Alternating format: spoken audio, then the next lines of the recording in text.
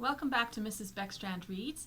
We're going to start this year's readings with the Beehive books, and our first one is Skulls.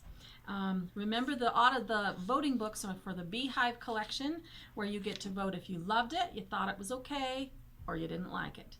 And we have an online voting option now, so I'll explain that to you when we finish reading this book. This book is called Skulls. It is written by Blair Thornburgh, illustrated by Campbell. I think it's fun. You probably don't think much about skulls, but every head of every person you've ever seen has a skull inside. This is a good thing. Skulls take a while to grow strong and hard, but it's time well spent. Skulls are safe and snug, like a car seat for your brain. Skulls give your face a good shape. Skulls give your jaws snap.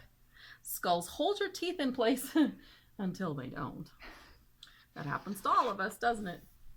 Skulls have holes in them. Hole, hole, hole, hole, hole, hole. For sounds, for light, for air, for grilled cheese sandwiches. Skulls don't have noses, but skulls don't really need noses. They're more of a cartilage thing. But most important of all, skulls are not trying to be scary. They can't help the way they look. They just do their job, and no one says thank you. And some people are even afraid of them. But not you at all. You love having a safe place to keep your brain. You snap your jaws with gusto, snap, and you love having teeth in your mouth until, of course, you lose them. You love having holes for hearing, for seeing, for smelling and breathing, and for eating grilled cheese sandwiches. So tell your friends, nice skull, it gives your face a good shape. Tell your family, thanks for helping my skull grow strong and hard. Shout to the world, I love my skull. Take care of your skull because you only get one. And think of how amazing it is to have such good bones in your body.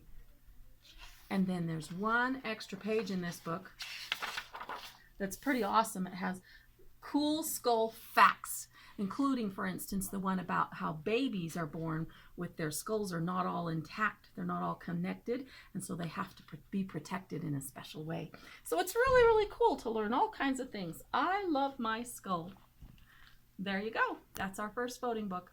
Now, since I can't take your votes right here, I have to let you vote online. And you can go to the library, to the My Library page. You can connect to that from the school website.